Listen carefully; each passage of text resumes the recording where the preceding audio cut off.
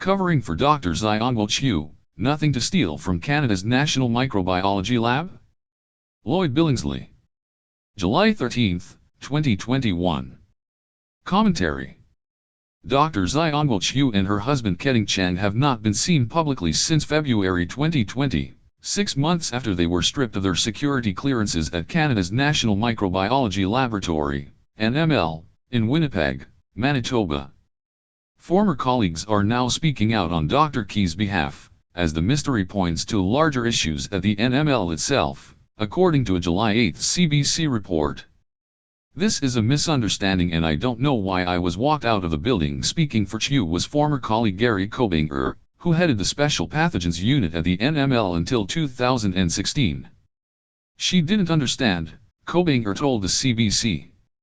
She was, from the bottom of her heart, saying that this is a misunderstanding. According to Kobinger, on her trips to China, Chiu was only doing a lot of the same work we used to do, testing molecules and vaccines from other labs. China gave Chiu credit for her work, but neither the NML or the Public Health Agency of Canada, PHAC, were named on the two patents. In Canada, the federal government owns inventions made by public employees, who are forbidden from filing patents outside the country without permission. Kobinger told the CBC Chiu was unaware that her name had been added to the patents, and that she herself reported the second one to PHAC. The CBC declined to identify another former NML scientist, because he's concerned about retribution from PHAC. According to that NML veteran, security clearances take years to obtain, but upper management will sometimes skirt around that. The unnamed scientist saw people wandering around where they shouldn't be, and at times they can walk around and do what they want. Dr. Chiu could not have authorized security clearances for any of her Chinese students. According to the unnamed scientist, NML management would have to approve the clearances, and they have a lot of problems they are trying to cover up. One of those problems involves Chinese graduate student Fi Huyan. According to the CBC report, publications authored by Chiu and Yan going back to at least 2016 list Yan's connection to the Academy of Military Medical Sciences, an arm of the People's Liberation Army, PLA.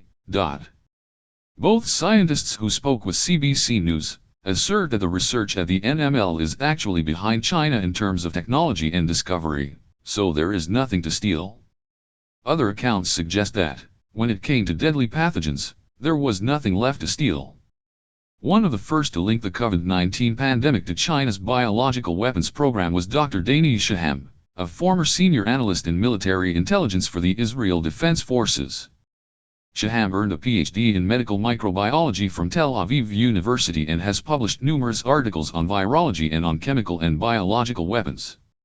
In his January 2020 paper, China and Viruses, the Case of Dr. Xiangguo, Shaham notes that Chiu maintained a close bond with China, and the students that joined her at the NML came from 4 facilities believed to be involved in Chinese biological weapons development: the Institute of Military Veterinary, Academy of Military Medical Sciences, in Changchun, the Center for Disease Control and Prevention, Chengdu Military Region, the Wuhan Institute of Virology, Chinese Academy of Sciences, in Hubei, and the Institute of Microbiology, Chinese Academy of Sciences, in Beijing.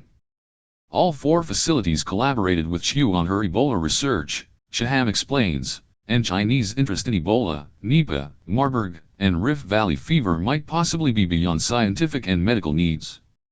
Since only the Nipah virus is naturally found in China, the interface between Chiu and China is a priori highly suspicious. Shaham also wondered what other shipments of viruses or other items might have been made to China between 2006 and 2018. In 2017-18 alone, Chiu made at least 5 trips to the Wuhan lab, and in August 2017, the National Health Commission of China approved research activities involving the Ebola, Nipah, and Crimean Congo hemorrhagic fever viruses at the Wuhan facility. When her shipment of pathogens was discovered, Chiu and her husband Keding Chang were escorted from the NML by the Royal Canadian Mounted Police, RCMP, and eventually dismissed from the Public Health Agency of Canada. The PHAC declines to answer questions about the transfer of deadly pathogens and Chiu's work at the NML. It appears that what you might well call Chinese agents infiltrated one of the highest prized national security elements when it comes to biosecurity and biodefense, security expert Christian Leprecht of Canada's Royal Military College told the CBC last month. On the other hand, Chiu's former NML colleagues told CBC that China is ahead in technology and discovery, so there was nothing to steal, and Chiu was unaware that her name had been added to a patent held by China's communist regime. The CBC could not reach Chiu and Cheng for comment. But according to the July 8 CBC report, a young man answered the door at Chiu's Winnipeg residence. "I can relay your message," he told reporters, "but no guarantees."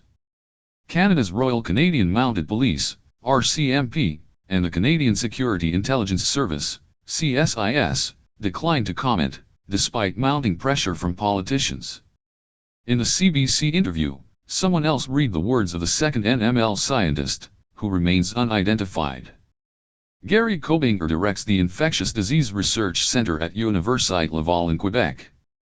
In September, Dr. Kobinger will become the director of the Galveston National Laboratory of the University of Texas Medical Branch. Lloyd Billingsley is the author of Yes Icon, United Fakes of America, Barack Em Up, A Literary Investigation, Hollywood Party, and other books. His articles have appeared in many publications, including Front Page Magazine, City Journal, The Wall Street Journal, and American Greatness. Billingsley serves as a policy fellow with the Independent Institute.